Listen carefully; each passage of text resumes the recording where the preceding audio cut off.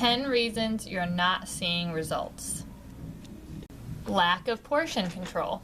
A study in 2009 showed that of the 329 overweight participants, the 33% of participants who didn't practice portion control gained 5% more weight, while the 38% who did lost 5% of their body weight. Diet is one of the most important aspects of an individual's workout routine. Some even say that it accounts for as much as 80%. But even if you focus on lean meats, eggs, milk, fresh fruits and veggies, eating too much of anything isn't going to help you get lean.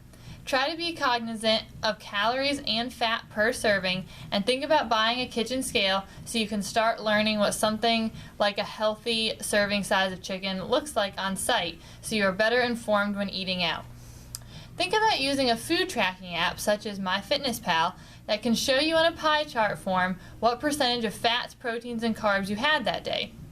It helps you to understand that you can't have a diet made up of any one thing in particular, such as 80% carbs, but rather something closer to a 30-30-40 ratio of carbs, proteins, and fats. Use smaller Tupperware containers when making your lunch or serve on smaller plates. Eat slow. When you eat slower, your food has more time to digest and you will notice you are full sooner. Therefore, limiting those seconds and thirds. Diet is the most important part of changing your body composition and is definitely one of the most challenging. If you can get your portion size under control, you are one step closer to seeing the results you want. Wrong amount and type of cardio. When it comes to cardio, think high intensity for shorter periods of time. Studies have found that it's better to sprint on a treadmill for 30 seconds, recover, then repeat 10 times than to run at a moderate pace for half an hour.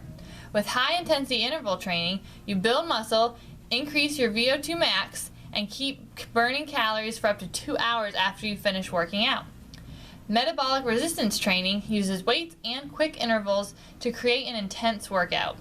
An example of this would be to perform an exercise like a squat for 45 to 60 seconds with a shorter rest period, about 30 seconds, or supersetting, performing an exercise back to back with a different muscle group such as a push-up. Lifting heavier weights in a short amount of time is also a great form of metabolic resistance training. You may have heard someone use the phrase, "Oh yeah, I do cardio, I just lift weights faster."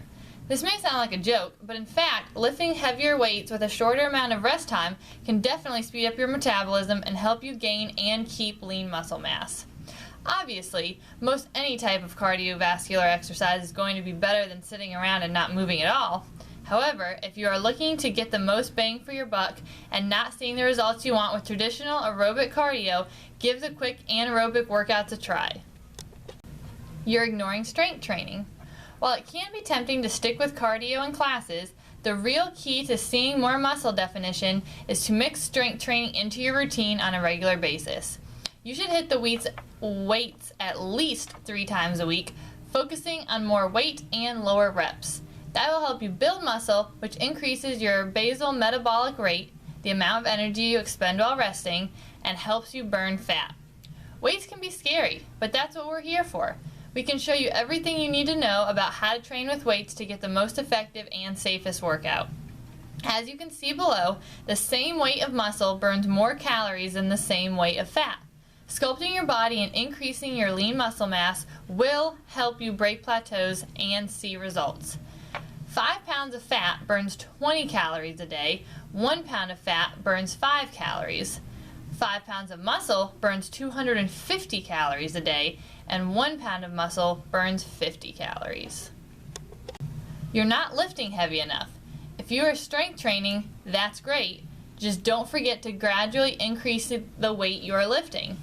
In order to see your results and get leaner, at the end of each set of reps, you should feel like you can't possibly do one more rep. This is often called training to failure. A good guideline: if you can do more than 12 repetitions in a set, raise the weight by 5%. All too often I hear people say that they don't want to get bulky and therefore refuse to lift heavy weights. Here's the thing: your body will definitely change, but your clothes will fit you better and you will be able to see more muscle definition that has replaced the fat, and you'll be able to function better in life. People should feel empowered and strong. Lifting your suitcase into the storage bin on an airplane or lifting moving boxes should not be a daunting task, and you should not have to ask others to do them for you.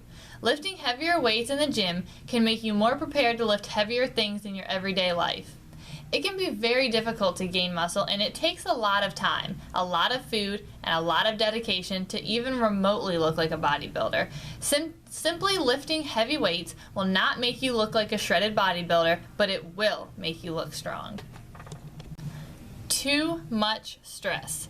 Stress is just as bad for the body as it is for the mind, and studies show that it contributes to an increase in appetite, weight gain, and a loss of muscle mass.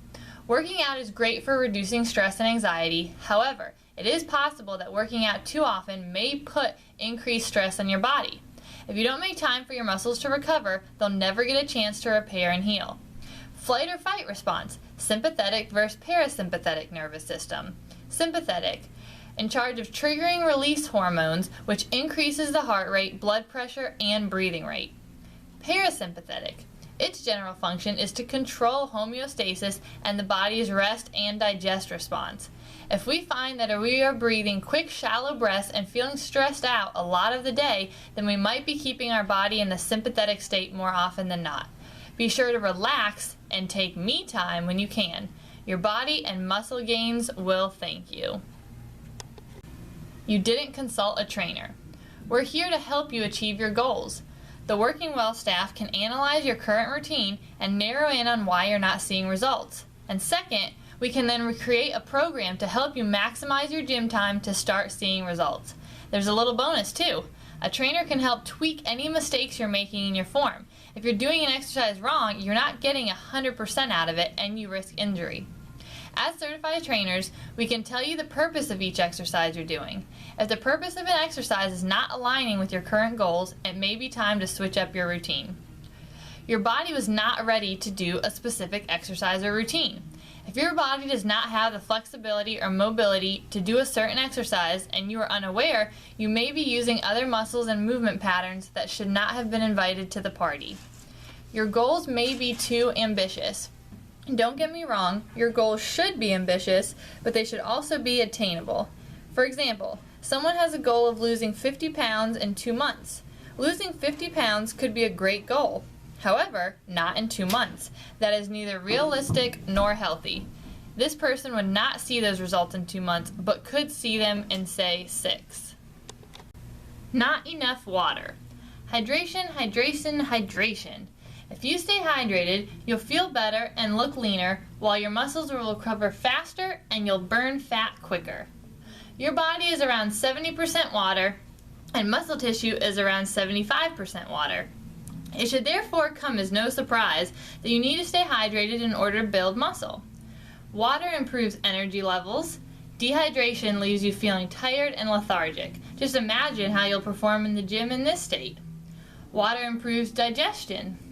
Your body needs water to aid the digestive process. You want those muscle-building nutrients shuttled to their destination quickly and efficiently, don't you? Less likely to get injured. Water is a main ingredient in the makeup of the synovial fluid, which is the lubricating fluid between your joints. When your body is taking a pounding during your workout, you need to keep your joints well lubricated to avoid injury. How much is enough? For men, it should be about 125 ounces, and women about 91. This is give or take depending how active you are, how much you sweat, your weight, height, and so on. But for simplicity, aim for these amounts. Slacking on mobility and range of motion training. Everyone wants to go hard all the time. Stop and chill. If you're hitting the gyms regularly for sessions of cardio and strength training, you're going to be using your muscles a lot. So don't forget to work on your mobility and end range of motion training. A comprehensive continued movement plan will help you keep working out for months on end, avoiding injury and helping with consistent form. Incorporate more dynamic stretching when you are moving in and out of a stretch repeatedly rather than just holding it for 1 to 3 minutes. Move your joints. Hip circles and shoulder circles are great and will get your joints ready and primed to take a pounding. Not enough rest. As much as our body needs motion, it also needs rest. Rest could mean just that, actually resting. Or it could mean you go on a walk or something very low key, otherwise known as active recovery. This allows your body to recover and stay loose. Too little sleep. You can't function without enough sleep, and your muscles can't either. Without 7 to 9 hours of sleep a night and at least 24 hours between strength training routines, you won't get toned as quickly as you hope. Studies have found that people who are under-rested get less than 100% of the benefit of going to the gym, as their muscles are focused on recovering, not developing. As we sleep, energy consumption is lowered, allowing us to use the high-quality food we eat during the day to more efficiently build muscle. Growth hormone is naturally released, improving muscular recovery and regeneration. Also, as we sleep, the brain recharges. This is important for building muscle because a rested brain is a motivated and focused brain.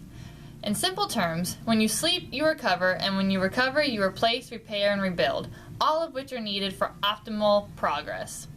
A sleep routine should consist of activities that relax and bring down the body.